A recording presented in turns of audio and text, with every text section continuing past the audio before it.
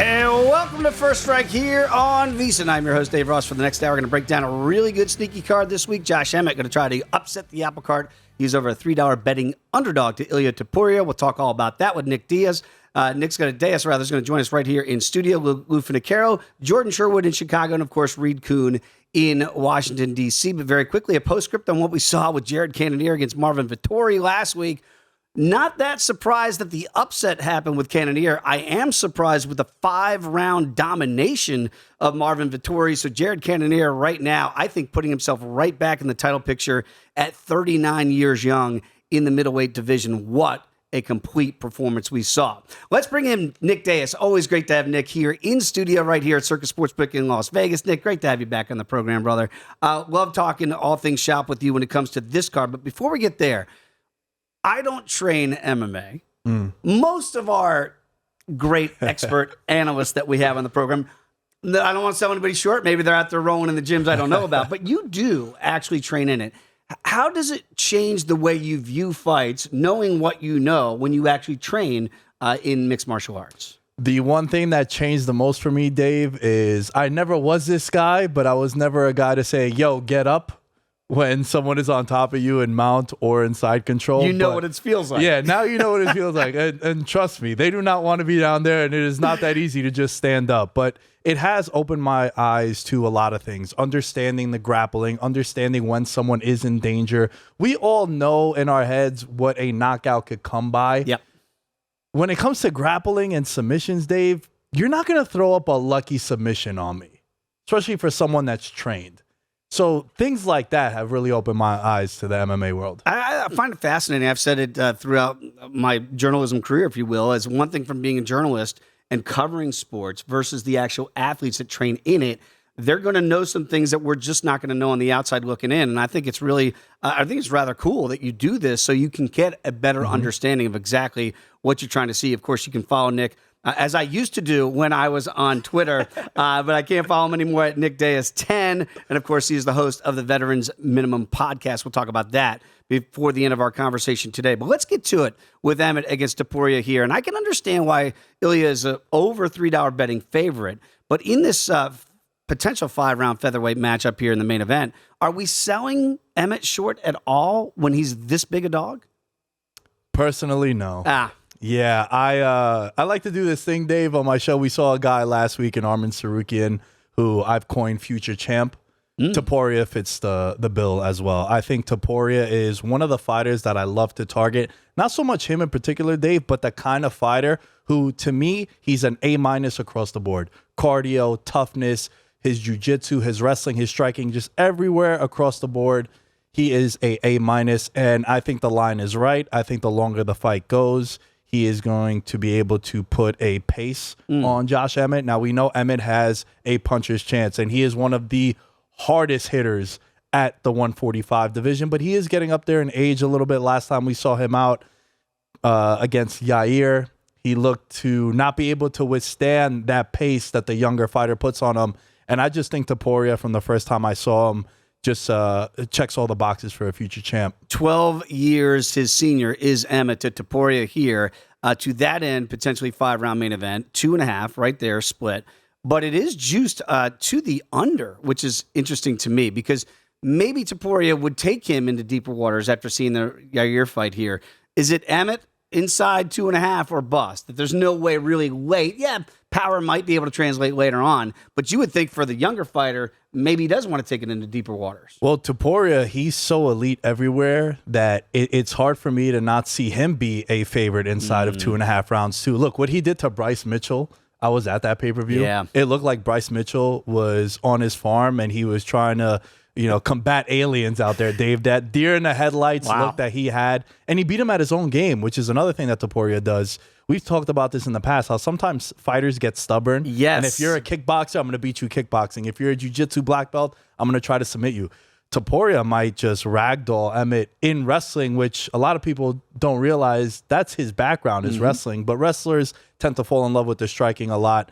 But, man, it's just so – unless he gets bopped, I can't see Emmett winning this fight. But it is something you and I have talked about on your show for sure, and we saw a little bit, I thought, with Marvin Vettori trying to outstrike Jared Cannonier instead of maybe utilizing the wrestling. Topuria is one of those guys, if he is what you say he is, and I believe you, he might be a next-level guy. I'll beat you at whatever your best is. Yeah. So if Josh Emmett, you want to wrestle, that's fine. I'll prove to you that I'm actually better at your best skill set. Yeah, and I think last week was a great example of what we're talking about, Dave, with Tsarukyan. Yeah. Don't go into those firefights. Ooh. All it takes is one. He almost got clipped there. Yeah, as a minus 1,100 favorite, he was doing a little bit of the chicken dance, a little 1-2 step there. You got to be careful. So I think Topuria knows that. You don't want to exchange with Emmett. We know about the power that he possesses. So I think guys at that level, just take it to the ground, do what you got to do. So if you don't want to lay over $3 here with Topuria at $3.25 right now, would you look for Topuria inside the distance as your way to go?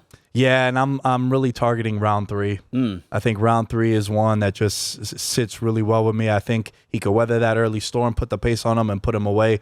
I'm thinking like a ground and pound submission, something like that. All right, maybe KO, TKO, or DQ for Topuria here if you want to lower those price tags. Let's get to the co-main event here. It is an interesting fight for the future because Maycee Barber, we've been, you say that the future, eventually it's got to be the present. And she's a slight dog to Amanda Ribas here. We know, boy, you talk about Amanda, she can go. So she's a $2 favorite here against Maycee Barber. What would be if you wanted to back the dog in this one, I'm not saying you do, but if you did, what's the pathway to victory for the future?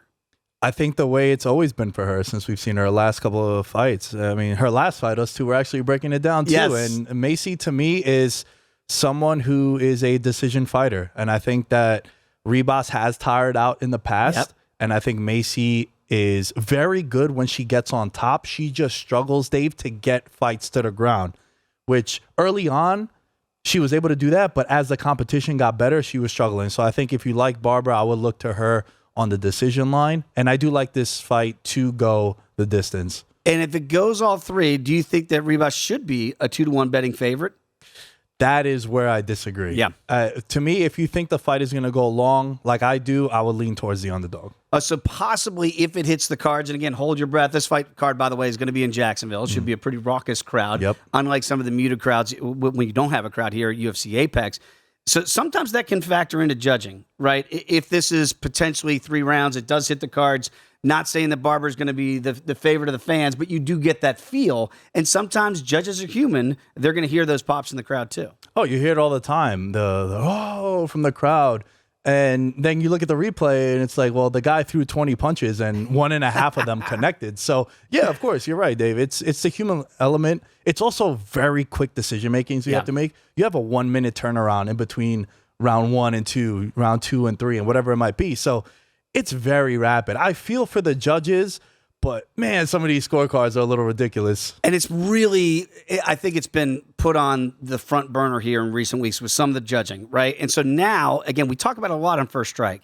If you think that this fight is going to go to the cards, normally you want to be on the side of the dog instead of laying a big number here 2-1 with Amanda, holding your breath that the judge see it potentially the way you see it. So sometimes there's value in that dog if you think it's going to go to the cards, and that's what we have with Maycee Barber at plus $1.70. On this main card, Brendan Allen is back in there against Bruno Silva. David Onama's back on this card. Let's start off with Brendan Allen here against Bruno Silva in the middleweight division. What do you make him in now at $1.80? He does seem to be a fan favorite, but boy, sometimes you like backing him as a dog. Do you like backing him as a solid favorite? I do when it's minus 180 and it should be minus 550. Woo! Yeah, last week we had a very, very similar fight between Pat Sabatini and Almeida. I looked at Pat Sabatini at minus 200 and I could not believe it. That's one of those bets, Dave, where I wish I had an unlimited bankroll so I could make it rain at the sports book.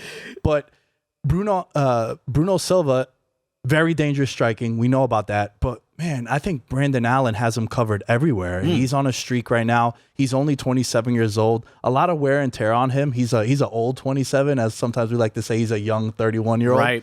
But I think Brendan Allen is superior to him everywhere. He'll be the bigger fighter too. And I think he just has that momentum right now of just steamrolling through 185, a lot of impressive wins. And what he did in his last fight against Muniz to be able to submit a guy who, he took Jacare Souza's arm in that one submission that he had to be able to do that. I just think Brendan Allen, the longer the fight goes, though I do think he's going to get a submission. Brendan Allen is one of those system plays for me by sub always.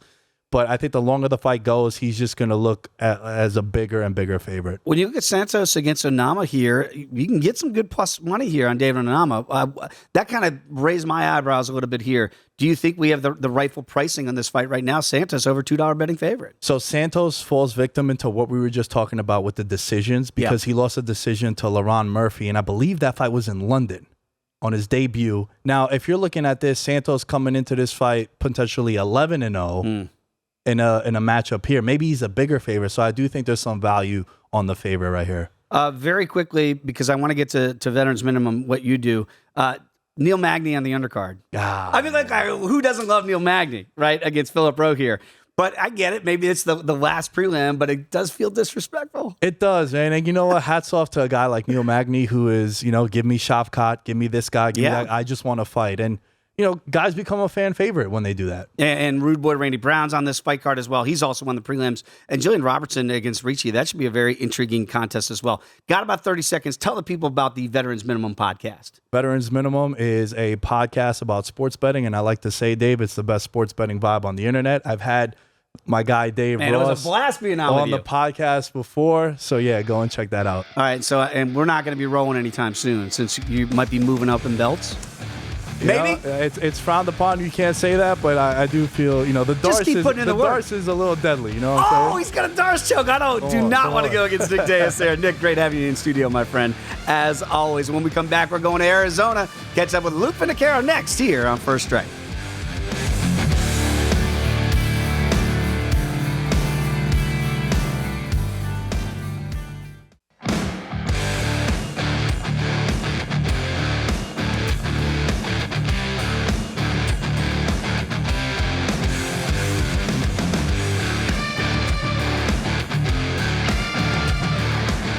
DraftKings Sportsbook is giving you plenty of ways to bet the UFC. Just download the DraftKings Sportsbook app. You're going to be able to bet on more than just the main event.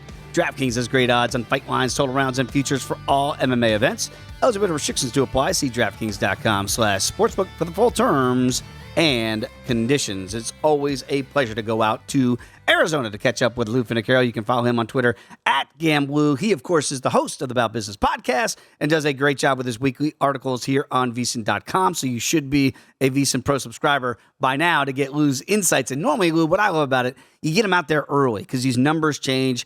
Hence the reason why we do First Strike here on a Tuesday before we get to these fights on Saturday. Very quickly, before we look ahead to this card, what were your thoughts on Jared Cannonier against Marvin Vettori? Because I got to tell you, I was very impressed with the 39-year-old. I don't know if he's getting better with age, Lou, like you are, but he seems like he just keeps getting better as he nears 40. Well, Jared is a fighter that's competed before at heavyweight, light heavyweight, and in order for him to get himself to 85, it requires tremendous amounts of dieting as well as conditioning. So we saw his condition. We also saw what a motivated fighter with experience and a plan can do. John Crouch at the MMA Lab had a brilliant plan for Cannonier to use his footwork, as we discussed last week, and completely outclass Vettori, the number 3 ranked middleweight in the division. Now Cannonier goes to 3, Vettori to 4, and that division is just how I see it in order. Izzy, Whitaker, Cannonier. After that, a blob of competitors trying to get into that top 3. Yeah, you were all over. A great call last week on Cannonier. Easily, the 5 rounds going all 5. He looks spectacular for all of those minutes inside the octagon. Let's get to some of the plays that you like this week. Let's start off with Justin Toffee against Austin Lane here. And when you look at Toffee, you're pretty solid favorite, about a minus $1.75 I'm seeing here. And obviously, when you get some of the bigger boys in there and you look at the total at a round and a half here, it is juiced right now heavily to the under. So we're expecting some fireworks in this fight in Jacksonville. Yeah, and Lane's a guy that was an ex-NFL player, and he and Hardy had the famous match where Hardy knocked him out, probably the only guy Hardy's ever had success with. But what Lane did was tied his shoestrings real tight, went back to the gym, and has now refurbished himself to make a second run. And we got to regard him with his frame and size and reach as a substantial threat in this fight, provided that he gets this fight to the ground. I think on the feet, he's going to be outpowered, outclassed. And I regard Tafa as a cinder block. As long as he's standing, you're not going to hurt him.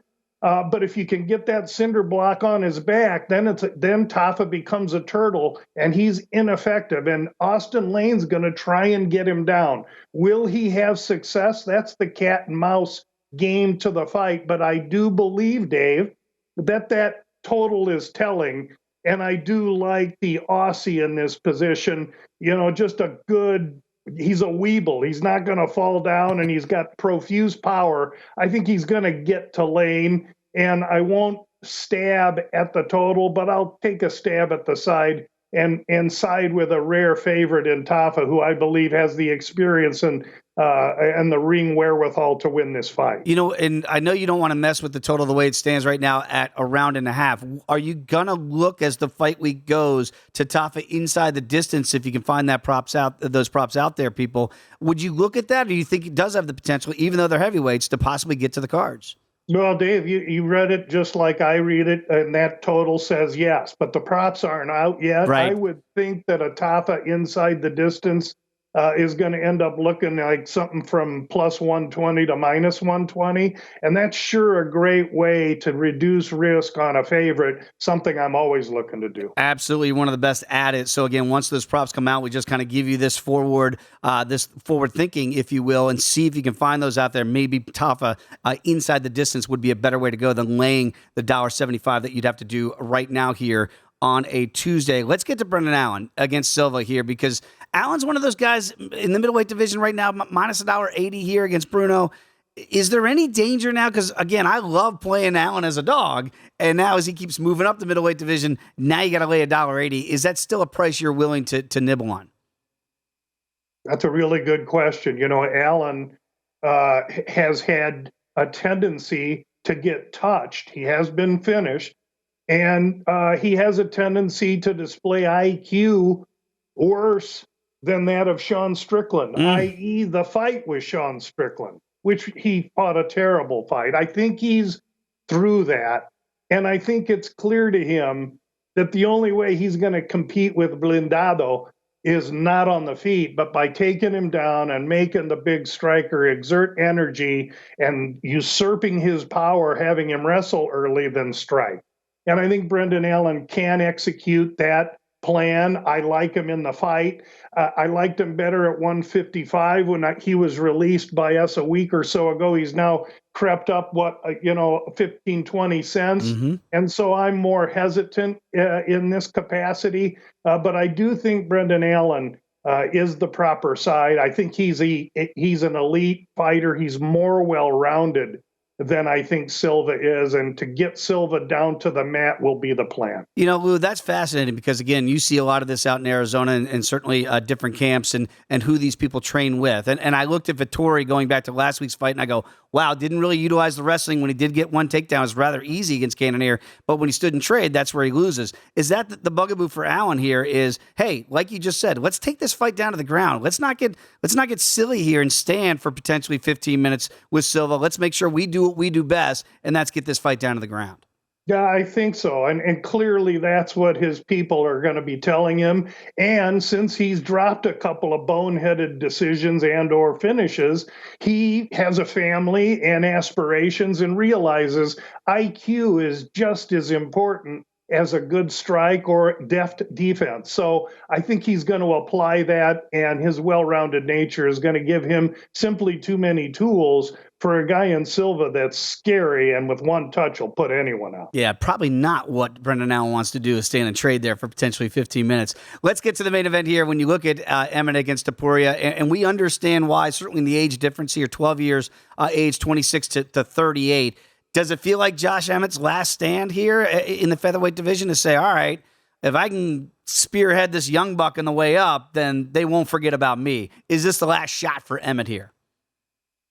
I think this is the last shot for Emmett to retain a top 5 standing and therefore be in contention for a title shot. If Topuria rolls him, then I think he goes into a little bit different status at this age. However, this might be, in my opinion, the most mispriced fight I've seen this year. Woo! I believe that the pricing is out of whack based on how poorly Emmett looked against Rodriguez, who, by the way, is lightning fast, a greatly improved fighter. And maybe we shouldn't be taking so much away from Emmett for that fight, but it looks like the market is. And then you couple that with a guy in Topuria that's had 4 UFC fights. He's stepping up incredibly. Should he be favored?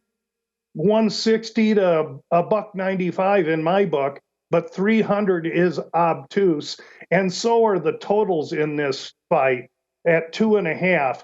There's absolute disrespect being rained on Josh Emmett, in my opinion. So the over there right now on 2.5, solid plus money at plus $1.75. Is it your belief here that because Emmett is the veteran here, he can withstand what the youngster's going to kind of the output that you're going to see early, and maybe he would, the veteran, like to take this into deeper waters, even though he is 12 years his senior? I think I don't know how Topuria is going to finish Josh Emmett inside 2.5 rounds, but he's just going to jump. Emmett's going to turn his back and let him have his back. I mean, we saw Topuria against, was it Bryce Mitchell? And he got stung a few times. We also saw him against Burns, brother, and he got struck up a few times there.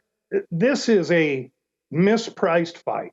Very quickly before we let you go on this edition here at First Strike, Mom's going to notice the background changes. I see the Subway Series there with Mets and Yankees. I think I saw some Joe Namath and some Jim Brown, and you're rocking an LSU Tigers. Is that College World Series going on here, Lou?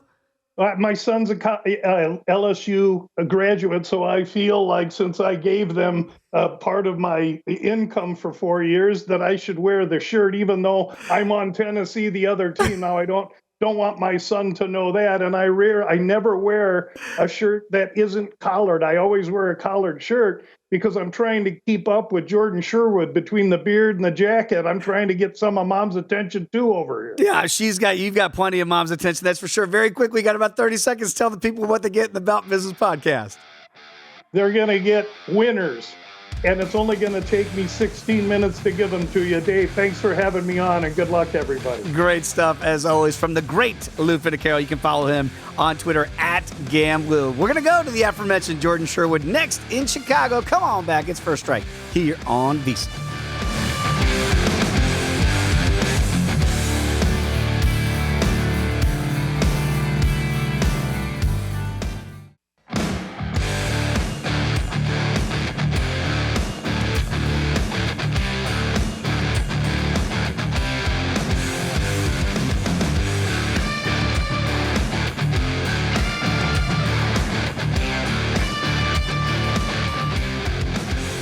It's always football season here at VSiN, which is why we're giving you out our 2023 NFL guide just a little bit early. Coming out June 29th, our NFL betting guide is going to help you get ahead of the upcoming NFL season with in-depth profiles of every team, including advanced stats, proven betting systems, and proprietary betting trends, plus best bets on season win totals, futures, and props. So become a VSiN Pro subscriber today for as low as $19 and reserve your copy of said guide, or take advantage of our summer kickoff special and get access to everything we do through the Super Bowl for only $175. So sign up today at VSiN.com/subscribe. One guy who's hoping the Chicago Bears will be in the Super Bowl is Jordan Sherwood. You can follow him on Twitter if you're on Twitter at Wood on ESPN 1000. The host of the Unnamed MMA podcast. You're not rocking any Bears gear today, Jordan. What's going on? Wait a minute. Okay, yeah, I was gonna say, what's good? I got the sport coat and I got the pin right here. So we. There it is. He's still got the Bears pin, everybody. Don't worry. Do I have to get dressed up for you, Dave? I mean, I didn't think I had to. Well, you know, we had Nick Dais in studio here earlier, and Lou was rocking his LSU. Everybody's doing fine. Everybody can do their own thing here on First Strike. We certainly do not discriminate. Hey, I want to get to some of these fights, Jordan, that you like, and maybe some off the beaten path a little bit, including the first fight of the night when you have Cedricus Dumas here against Cody Brundage. We can understand why Brundage is a $1.75 favorite, but is it wrestling or busts in this main event, or do you think we're going to get some finishing potential here? Well, I think I think it's both. I mean, I think like, look, it's wrestling or bust for Brundage. I mean, he's kind of like still in the UFC model of 2003, 2004, double leg takedown, overhand right, and it's got a good guillotine. Kind of like the prototypical things that you expect out of a wrestler. And look, it's given him some success. I mean, he's been able to go in there and execute that. Trevion Gore comes to mind when he was able to do that. The issue and the worry, I think, in this type of fight for Brundage, if you're backing him, is it too quick a turnaround? It's back-to-back fights now that he's been finished and finished quite easily. If he doesn't get the takedown, he doesn't land that overhand right and be able to get some top-mouth position against Dumas, is he going to tire? Is he going to run out of that cardio? But on the flip side, like, Dumas gets taken down. Like we saw Frem take him down, get him out of there rather quickly with a submission in that second round. Mm-hmm. Dave, I'm going to lean on the former. I think Brundage gets back to his winning ways. I think that he's smart enough to know where he goes right, what he's able to do effectively. I mean, even against Olajaychik, he did get the fight to the ground. He just wasn't prepared for Olajaychik's skill set to be able to flip him and get top mount position. So I think Brundage should be the slight favorite there. I do like him at that like $1.80 price. And I also believe that we will see a finish in this fight, whether it be Brundage getting the quick takedown and getting Dumas out of there, or vice versa, Brundage gets tired and gets finished on the feet. Right now, it is slated for 7.5 minutes there, over a round and a half. It is juiced to the under, to your point, Jordan, at minus $1.45 here in that first fight of the night. Okay, we were talking a little bit before we started this here during our break. And Tatsuro Taira is a young fighter that I'm really intrigued by. Cashed some tickets with him early in his career against Klidson Rodriguez here. So the competition keeps going up for a young Tatsuro here, but still a big favorite. Minus 260 we're seeing now here in the flyweight division against Rodriguez. Are they doing this the right way with Taira here? They are getting better competition each time out, but still a big number you got to lay on a young guy. Yeah, I mean, look, he obviously came with a lot of notoriety, doing what he did in Shudo and getting to the UFC in 2 finishes out of his first 3 fights. I like the slow roll. As we were talking about off the air, like throwing these guys right into the fire, giving them opportunities in the top 5, that's going to hurt the momentum and fans aren't going to want to see him. So Taira's a guy that they're slowly building, and I like the matchup against Rodriguez. I think it's another guy that Taira can take advantage of his, unorthodox length and athleticism, get this fight to the ground, and look for a submission victory. I think without a doubt, this is going to fall in the category of one of those flyweight fights where we see a finish. One skill set's going to overturn the other one, and we're not going to get to the judges' scorecards. I think it's in Taira because he's so well hyped, but Rodriguez can thump. He's been in with some good fighters as well, so I wouldn't be surprised if Taira maybe gets derailed a little bit because at some point those O's got to go. I just don't believe that this is going to be the case. I think the odds makers are picking up what you're putting down because the under 2.5 right now, it is juiced heavily here that we don't go to the judges' scorecards. Minus $1.55 right now. I want to stay with some of these earlier fights here. Trevor Peek on this card against Jose Mariscal, rather, and this is basically a pick'em at this juncture here, minus $1.10. I'm seeing either way. Now a little bit up to Peek at $1.15. What do you make of this matchup here in the lightweight division? Yeah, this is the best fight on the undercard. There's going to be fireworks for sure. I mean, Peek just comes in like an animal, bat out of hell, looking for the finish or getting finished. Obviously, he hasn't been before. He's unbeaten. 8-0, 6 inside of the first round. The guy thumps. And Mariscal's taking this fight on short notice, 10 days notice, will step up. Doesn't rely on his judo because he does have that in his back pocket, but he's going to be a smaller guy. There's questions about his power. There's questions about his durability. And albeit he does have an impressive regional record. I don't know if you dove into this, Dave, but like wins over Yusuf Salai and Pat Sabatini, who improved or impressed last week, on the UFC fight card. And he's coming off of several knockouts. I think the under for sure is in play in this one, but I think Trevor Peek is something special, at least at this point, when he's facing these surface level guys in the UFC. And Peek should have his hand raised one more time with the fight and a knockout inside the distance. It is a fascinating card here in Jacksonville. It does feel like it's built for finishes. And again, in this fight here, as you're mentioning here, under, again, juiced heavily with a round and a half in the lightweight division. So the numbers are kind of implying exactly what you're getting at, Jordan, that we are expecting fireworks and maybe not to get past 7.5 minutes. Look, the level of disrespect for certain fighters, and I'm not saying that they're disrespecting Neil Magny by putting him on the prelims here, but it's Neil Magny. I mean, Jordan, what does this guy got to do to stay on main cards against Philip Rowe? He is a solid favorite here, about minus $1.65. I love watching Neil Magny. Who doesn't? He asks for the best. He gets the best. What about now against Rowe here in a favored role for Neil Magny? Yeah, and it's interesting that Magny, look, he's fought guys like Philip Rowe before with his wins over Max Griffin, Jeff Neal, even Daniel Rodriguez. Guys that have multiple skill sets, and people you think that are going to knock Magny off. Then Magny just continues to be that gatekeeper in the top 10, top 15.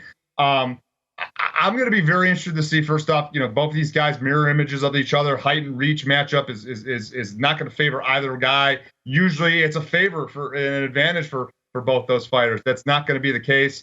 How does Roche, do with the weight cut? 2 of his 3 past wins, he's missed weight. And look, he took 20% off of his purse, and the guys took the catchweight fight. But he's also had to come back and fight. And having to come back in fights, especially with a guy that goes downhill like Neil Magny, that's got cardio for days, that's not a great recipe to head in. So this is one of those fights. I know we're talking about it on Tuesday. I wait and see until Friday weigh-ins for sure to see how Rowe looks. Does he make weight? Because look, if Rowe's going to take that next step, like he beats a guy like Neil Magny, that's just what you're supposed to do if you're a guy like Philip Rowe that's coming off that impressive comeback win over Nico Price. But I'm not confident in it yet. Neil Magny continues to surprise every single time, and I believe that he should be slightly favored, a guy that Phil Rowe needs to prove that he could be at that upper level of competition. Yeah, it is weird because normally you like to back Magny as a dog, but now you got to back him as a favorite here. So let's wait and see what those weight cuts look like possibly for Rowe come Friday. Very interesting way to handicap that one. Let's get to the main card. And when you do look at David Onama here, and he's a solid dog here against Gabriel Santos, what do you make of Onama? Because I do look at that dog price and I go, boy, feels pretty tempting to me. Does it tempt you? It does. I mean, look, he did he finish Nate Landler like twice in his last fight? Like literally nuts. Nate Landler was out of there at least twice in the first round, but we just know how great he is, and he just comes back and obviously gets the win over majority decision over David Onama. So how does he bounce back? Off of that loss. Santos, how does he bounce back off of his first loss? I think, look, there was enough of me that saw out of Onama that he's got thumping power. Yeah. He's got very good stand-up, and questionable chin of Santos certainly favors me to believe that Onama might be worth a look as a slight underdog. But, like, does Onama be able to go 8 minutes, and then does he start to tire out and Santos kind of takes over like we were talking about earlier with Magny and Rowe? It could be a similar case, but I think Onama as the underdog, nearly 2-1, certainly worth a look. I'm right there with you. Let's get to the main event in the last minute that we have, Jordan. And you look at Topuria, we can understand why Ilia is such a big favorite over Josh Emmett, but I'm getting the feeling maybe some believe it's too big a favorite. What do you make of the main event? Yeah, I mean, look, are you going to stuff him into your parlay? Possibly. It's probably a little bit of a disrespect to Josh Emmett because Emmett's great. Look, he's 18-3 for a reason. He fought for an interim title for a reason. He's beaten some of the best, in his division. The guy has knockout power. We've seen him take the lights out. But someone's getting knocked out. I like the under this fight. The defense of Emmett, a little bit too much for me to worry about. I like the Turak in the fight. All right, somebody's going to sleep in Jacksonville. It's not going to be Jordan Sherwood, that's for sure. Go Bears, Jordan. And he does a great job of the unnamed MMA pod. Come on back. Reed Kuhn next here on First Strike.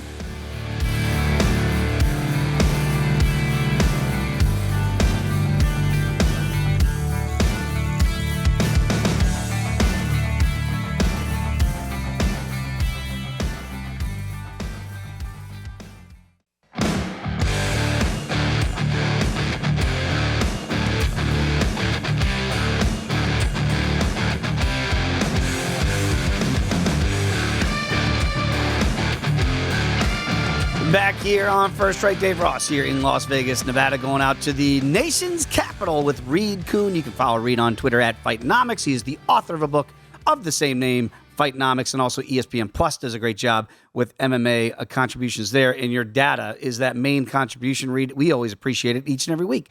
Let's get to the main event here because it does feel like For the Emmett backers in this main event against Ilia Topuria, they're saying it's just mispriced. And we've talked about mispriced fights here a lot on First Strike in the last couple of years. And right now, Emmett is plus 270 as a big-time dog. Now, I know the data is going to probably not like the age discrepancy here, 26 for Topuria and 38 for Josh Emmett. How do you kind of judge that when you throw in the data, see what it says to you, and then take into account what the numbers say here out in Las Vegas? Well, it's pretty remarkable. That comment about this is a price angle on this fight, I absolutely agree with, because when I line up these guys, the statistics for Topuria are quite impressive. But you have to remember that's on 37 minutes against facing primarily grapplers who can't strike. And he was able to stuff the takedowns and take advantage of them on the feet. So his numbers actually look phenomenal and even better than Josh Emmett's. But then there's a huge disparity in the quality of competition. And I think that's where we have to sit back and qualitatively assess, well, the models are coming out kind of even on where the price is right now. If anything, a slight value play on Emmett. So you're basically saying, I don't expect him to win, but I expect him to win a little bit more than the market, basically. And that's where I am right now. If anything, if the price holds or if it drifts even further, I might take a small play on the dog here, just knowing that he is a far more seasoned fighter. He might be able to stand in the pocket and actually give Topuria something he has not seen yet. A value-generated play. Yep. I totally understand that side angle there, Reed. Very quickly, when you look at the total, and right now it's sitting at 2.5, and again, sometimes you go, well, if I want to respect the dog in this situation, maybe I'm going to look at the over, which is right now plus money at plus $1.75. But do you see finishing potential here for this potential 5-round main event? Yeah, so both these guys literally punch above their weight. They both have knockdown rates that are much better than the average featherweight. Topuria are a little bit higher on paper, but again, I do feel like he got some favorable matchups. He has very good takedown defense, and he just took advantage of people. Emmett has 11 knockdowns in his career, one of the highest in the featherweight division, and he hits hard. He swings for the fences, and he's also no slouch on the ground. So the guy is competent in both levels. We are just a few months removed from a lot of people picking Emmett to become the featherweight champion. Let's not forget that. There was a lot of respect for this guy against Yair Rodriguez. Now, I was picking against him in that fight, and Rodriguez did get the better of him, but Rodriguez is now fighting Volkanovski, deservedly so. So here's Emmett just outside the title picture. That's the level that he is fighting at. And Topuria, sorry, I realize he's got an undefeated record, but this is the right test. You got to give him someone that is legit, that can fight at both levels and see how he does. And I agree with him as a favorite, at least numerically. I'm hoping that Emmett comes out and just shows him something he hasn't seen. I think you're spot on with that analysis there. And again, it was not that long ago, as you mentioned, Emmett right there against Yair Rodriguez. So we'll see if he is now a gatekeeper or the last shot for Emmett to get back into title contention. It would start as almost a $3 betting underdog against Topuria in the main event. I do want to go to the co-main very quickly, just see what the numbers might be showing you here on a Tuesday, and potentially if those numbers could change with Maycee Barber against Amanda Ribas here. And we're seeing Ribas is almost a 2-1 betting favorite here in the co-main event. You know, she's the future, Maycee Barber, but again, I keep saying that future can't be forever. Sometimes it's got to be the present. Is this potentially an upset spot here with Barber at plus $1.70? It's a very similar story here. I'm seeing these numbers stack up. They look good for Ribas, and I understand why maybe she's the favorite here. Barber has disappointed when she was put in the spotlight, and now she's rebounded a little bit. But remember, she's 25. When she was dropping those fights to the current champion, by the way, and other high-ranked fighters, she was even younger. She was like 22, 23. So you have to expect some learning curve. I think she was thrown in too deep too soon. And maybe now she's had time to develop, also coming off an injury. She's bounced back. So I do actually slightly lean Barber here. Again, this is a price play. Now, it's not as crazy as the last one. The last fight with Emmett, you're basically saying, as long as I can get more than 200 or maybe 250, then he's worth a small play. Barber, more of like, give me any plus money, even 130, I'll take that, 150. And that's around where she is right now, maybe even slightly higher. So that's one where I'm going to price shop that one. If I can get a decent price, I like Barber here. I do think she's tough. She hasn't been finished even when she was injured. She's going to put up a pretty good fight. And if she can turn it into a scrap, who's to say that she's not going to take 2 out of 3 rounds on the judges' scorecards? It's fascinating because, again, you're alluding to when Barber blew out her knee and still was somehow able to go all 3 rounds. It's pretty amazing. To that point here, the over is juiced heavily at over 2.5 rounds here at minus 215. So would you look, I know maybe sometimes we get a little bit cute sometimes with the correlated plays, but if Barber in a decision victory, is that something you might be intrigued in and really get some serious plus money if that were to hit? Yeah, that's not a bad angle because when you look at just the knockdown rate, both these women have been knocked down. Neither of them has scored a single knockdown themselves. So even if they stand in trade, this is more about pace and accuracy. Both women have almost identical accuracy, defensive accuracy, as well as pace. So I expect a very even stand-up match. Ribas's submission game is probably the biggest threat in terms of finishing. Numerically, she does have a lot of attempts, and she does have a career of that. But Barber, we've seen, she is very tough. She can face experienced grapplers and still make it to the card. So I think Barber is a tough person to finish, and that's why I would lean the over overall. And then if I was taking a small prop, but probably be Barber by decision. I want to stay in the main card here in the first fight on the main card, Brendan Allen against Bruno Silva. And again, sometimes we talked about this too. Your numbers can show you what these fighters should be able to have advantages at. It looks like Allen should have the advantage, a big advantage on the ground against Silva. And Silva, conversely, would love to keep this thing standing here as the betting underdog here. But then you just don't know what these fighters are actually going to do when they get inside that octagon. What do you make of this matchup? Because, again, if you're Brendan Allen, you go and you're backing him here as the big favorite, please take this fight down to the ground. Yeah, please take it to the ground. Bruno Silva has 8 career losses. 6 of them were by submission. So Brendan Allen obviously has a clear path to victory, and he loves to scramble, get into back mount, and sink in a choke. And that seems like the most obvious path. So, and that's where I'm leaning too. I see Allen as a clear favorite here. I'll even lay some juice on that and pay the price. I still think he's bettable even at the current price. I also see him as another one of these fighters that came in very young, came through the Contender Series. He's been doing very well. He already has main event experience, and he's only 27. And so I think this guy hasn't even hit his full potential. I think he's just one of these really versatile, dangerous fighters to face. And I think they gave him an opponent in Silva that seems ripe for the picking on the ground. So that is what I hope he does. But regardless, I'm going to sit back. I'm going to take Allen, and maybe he's even thrown into parlays for me, depending on his price. But I think he's still playable. When you go to the prelims here, in the last fight on the prelims is Neil Magny, and again, you just look at Neil, and you've got so much data, certainly on he and Phil Rowe here, and he is now a favorite, a solid favorite, about minus $1.65 here. I never know what to expect from Magny. I know you've cashed a lot of tickets in the past as Magny as a dog. What about now in that favorites role at almost $1.70? Yeah, it's all about the matchup. And he was a sneaky underdog pick for so long, and people finally caught on what he can do on the ground with that 80-inch reach. It's crazy at welterweight. He happens to be facing the other most rangy welterweight, Phil Rowe, who's 80 and a half inch reach. It's hard to believe that the 2 rangiest welterweights are facing off finally. But normally I look for where's the kryptonite. If you had great takedown defense and really heavy hands, then you can maybe deal with Neil Magny when he's pushing forward, counter strike. He has taken a lot of damage. He's been dropped 8 times. That's definitely the most on anybody on this card. But Phil Rowe, 53% takedown defense. I mean, that is below average. His control time is the lowest on the entire fight card. So again, we have a very favorable stylistic matchup favoring the grappler. And I like the grapplers. Mm-hmm. It's why I'm going with Brendan Allen. It's also why I'm going with Neil Magny here. 30 seconds here. The Rude Boys back in here. Randy Brown against Wellington Turman. What do you make of Randy as over a $2 betting favorite here? I think he's still playable. He does match up very well, and Turman has been dropped. He doesn't show a lot of power. His defense is porous. So you're combining an accurate, rangy, hard hitter in Randy Brown with someone who's going to be outranged and doesn't have a lot of power to answer with, and he gets hit a lot. That's a favorable combination. You do have to worry about Turman's takedowns, though. Thankfully, 71% takedown defense for Randy Brown. That's pretty favorable.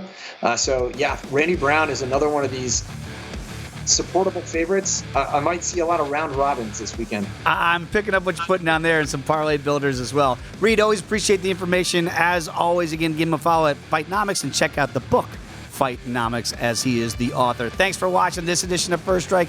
Enjoy the fights, everybody. We'll see you next week, and go ahead and cash some tickets.